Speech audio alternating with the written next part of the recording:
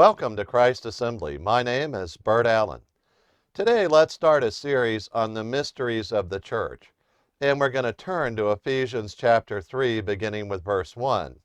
There we'll learn that Paul is writing from prison. It's called a prison epistle.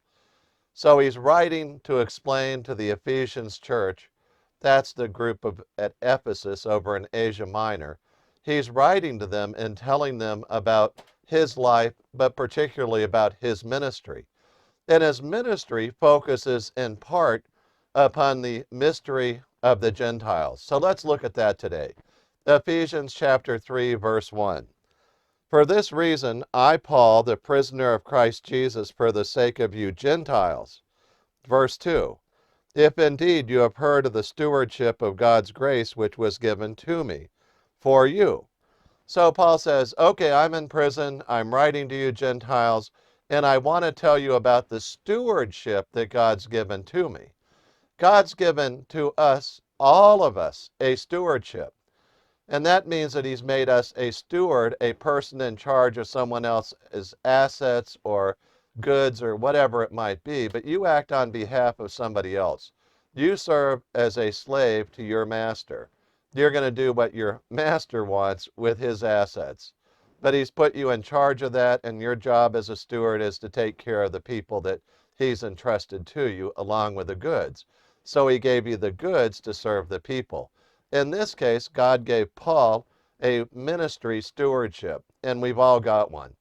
Every person who's been born again by faith in Jesus Christ has a stewardship. His was to deal with the mystery of the Gentiles. And the next verses, and I want you to catch this, it's important. The mystery is the revelation of something that was hidden in the past, but now it's been more fully revealed through the apostles and prophets of the New Testament. Today, we think of a mystery as something that remains shrouded, an enigma. It's something we can't know. We just might know a little bit, but not much. It's just the opposite in the New Testament. In the New Testament, the word mystery means something that was hidden in the past or not fully revealed as it will be revealed now in the New Testament. So let's go see what this stewardship of God's grace was that was given to the Apostle Paul. Verse 3, that by revelation there was made known to me the mystery. So here's the first thing I want you to understand from verse 3. Let me read all of verse 3. That by revelation there was made known to me the mystery as I wrote before in brief. So a mystery and revelation go hand in hand. A mystery is always about revelation. Don't get confused about that. The idea of God telling us things we would not know other than he told us, that's revelation, where God says, I'm going to reveal the truth to you. And throughout the pages of the Bible, he reveals truth in order, in perfect order. And it's an unfolding revelation of God. So a mystery in this verse, it says in verse 3, there was made known to me the mystery. So the mystery is something that was hidden in the past, and now it's been made known to Paul. He says, wow, I got an idea from God. I got revelation from God. I learned what God was thinking and planning because he told me. That's a mystery. Hidden in the past, revealed in the New Testament through the apostles and prophets. Okay, he made known to me the mystery as I wrote before in brief. So he's already told him a little bit about the mystery. Now he's explaining it further. So what we need to know about a mystery is pretty simple so far. A mystery always deals with revelation from God. It's the present revelation of that mystery.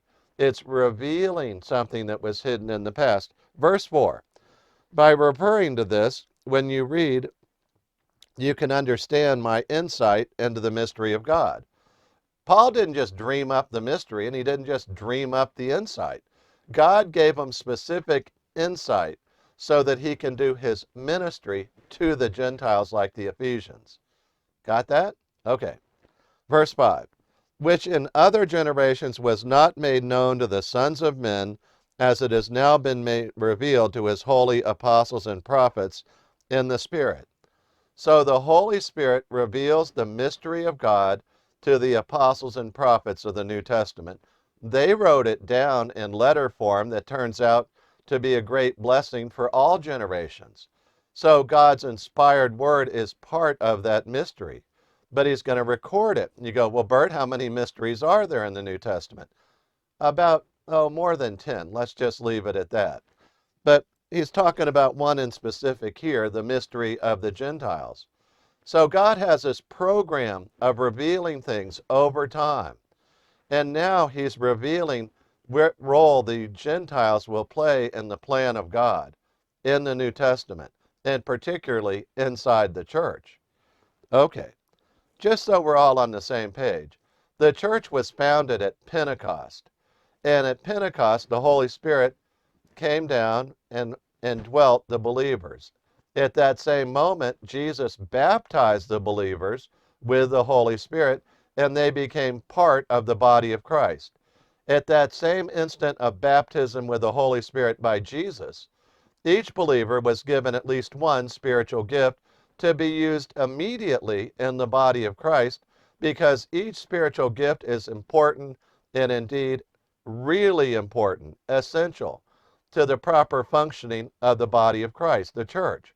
So you got a spiritual gift at the moment you were born again by faith in Christ. You received a spiritual gift, and you ought to be using it every day. And you go, no, that's for preachers and pastors and who knows, but not me. Yeah, it's for you. You're part of the body of Christ. He wants you to have a ministry to people in your life every day. Does that mean a preaching ministry? Of course not.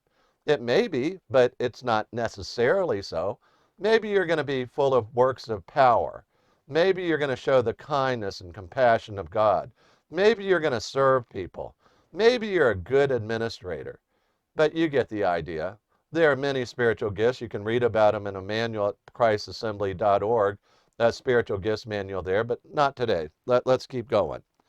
So he said in verse 5 that he's not made known to the sons of men as it has now been revealed to his apostles and prophets in the Spirit. So the Holy Spirit reveals these truths, this mystery, to the sons of men. And Paul's the steward in charge of using the ministry to the Gentiles based upon the mystery of the Gentiles. So the mystery of the Gentiles, and we haven't heard what they are yet, what that mystery is yet. It's coming in the next verse. Paul said, God put me in charge of a ministry related to the mystery of the Gentiles. Okay, well, enough of this. What is the mystery of the Gentiles? Verse 6. To be specific, that the Gentiles are fellow heirs and fellow members of the body and fellow partakers of the promise in Christ Jesus through the gospel. And for us, we go, yeah, old news, we got it. To the Jews and Gentiles at Ephesus hearing this for the first time, they're overwhelmed, because suddenly the Jews have always hated the Gentiles. Suddenly, Jews and Gentiles are in the same body of Christ with the same rights in Christ and same blessings in Christ. Just as a note, side note, not all the blessings of the Old Testament promised to Israel had come true by this time. God did not wipe away the whole Old Testament group of promises pertaining to the ethnic people of Israel. They really will be restored to their land. Jesus really will rule and set his feet upon the Mount of Olives, like Zechariah 14. They really will come to Christ, Zechariah 12. The Jews will look upon Christ whom they have pierced and will mourn, and will be brought to Christ from the least of them to the greatest of them. Back to verse 6. So as we explore the mystery of the Gentiles, verse 6 says, number one, they're fellow heirs. So all that the Jews inherit in Christ, so do Gentiles now. And you can read about that in Ephesians 1. He told us about all these great blessings we have, heavenly blessings we have in Christ.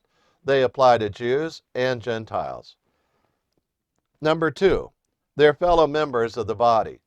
Jesus does not have two classes or three classes or five classes of people in the body of Christ. He has one group, and that group is all believers. There are no priests in the sense that others are not priests. We're all priests. We're all part of a royal priesthood. We're all part of the holy priesthood of God. You read about that in 1 Peter. God wants us to know there's only one class of believers, and they're called Christians in the New Testament. So they're all fellow heirs, they're fellow members of the body, and number three, they're fellow partakers of the promise in Christ Jesus through the gospel. So here's what we know about the mystery of the Gentiles. They're all fellow citizens of heaven, we know that, but they're fellow members of the body, fellow partakers of the promise, and they're all fellows together in Christ. And don't forget that. Let nobody in the church ever treat you as a second-class citizen. There's only one class, and they're all Christians. And that ought to prompt us and promote us to go out and use our spiritual gifts every day to the glory of God. Be a daily minister for Christ. Do His work every day with joy and happiness, and think about how really great it is to be in Christ. Think about how wonderful it is to see Jesus reaching out His hand to you every day and drawing you closer and closer to Him as a way of life, to the glory of God. Let's pray. Father, we thank you for your word and the beauty of your word.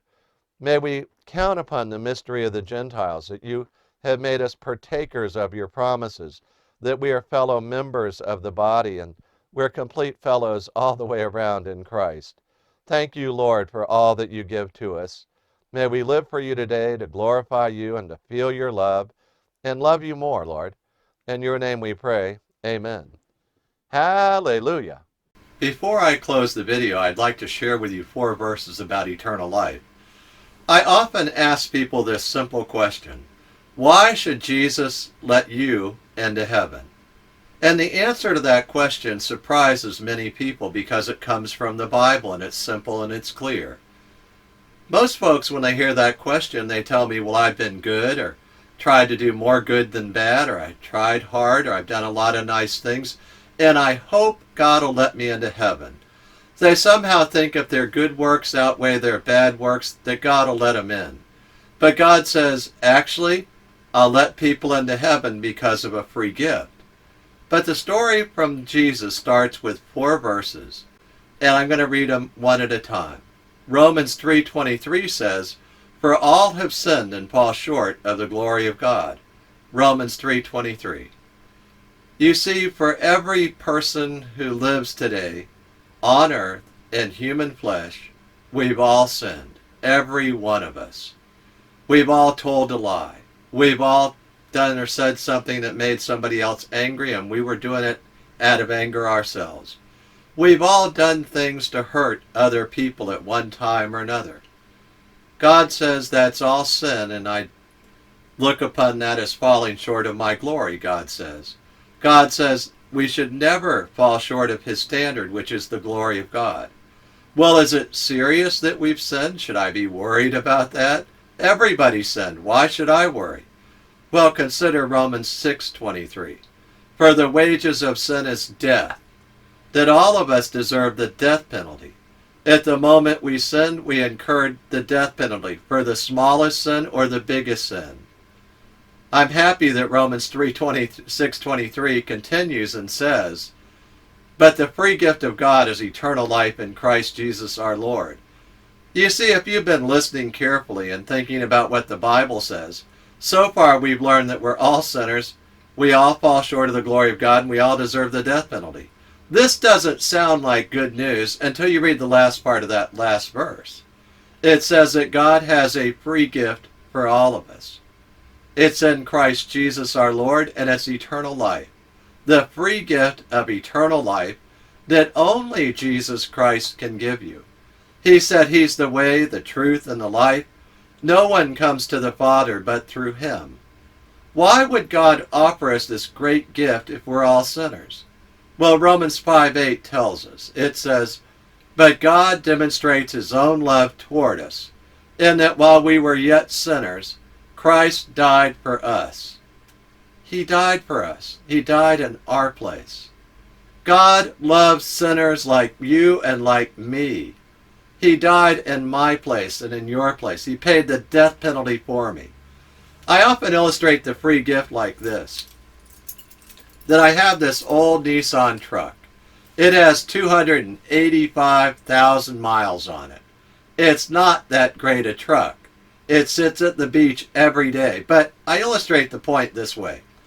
I hold up the keys to my truck and I say, I'm going to make you a symbolic gift of my truck. But until you take the keys out of my hand, it's not your truck yet. Well, let me tell you what I mean. A lot of people have been going to church for years. They know all about Jesus. They can quote verses about Jesus. But they know in their heart that they're not quite right with God. And there's never been a day in their life where they've been born again and they know it. You see, they're just staring at the keys in God's hand, and He's offering you the free gift today of saying, reach out by faith and receive that free gift and take it into your heart today. Receive the free gift. Okay, how do we do that? Well, Romans 10:9 tells us how to do that. It says that if you confess with your mouth Jesus is Lord and believe in your heart that God raised Him from the dead, you will be saved. And He means saved from the death penalty, eternal destruction. So we can receive that free gift right now by faith, and we can pray a prayer together. I urge you to pray with me. I'm going to pray it right now. Lord Jesus, I thank you that you love me. I confess that I am a sinner and I fall short of the glory of God. I confess, too, that I deserve the wages of sin, which is death. But, Lord, you offer me the free gift of eternal life in Christ Jesus our Lord. I accept that free gift right now. I believe that you love me and that God died on the cross for me, that Jesus Christ is God, and He died on the cross for me. You paid the death penalty for me, Lord Jesus. Thank you so much. I confess with my mouth Jesus is Lord, and I believe in my heart that God raised Him from the dead. I repent of my sins, and I accept that free gift, Lord. Thank you so much that you have forgiven me. In your name I pray. Amen. Now, if you prayed that prayer with me, I'd love you to send me an email and we'll rejoice together. Send me the email at friend@christassembly.org. That's friend@christassembly.org. I look forward to hearing from you. Hallelujah.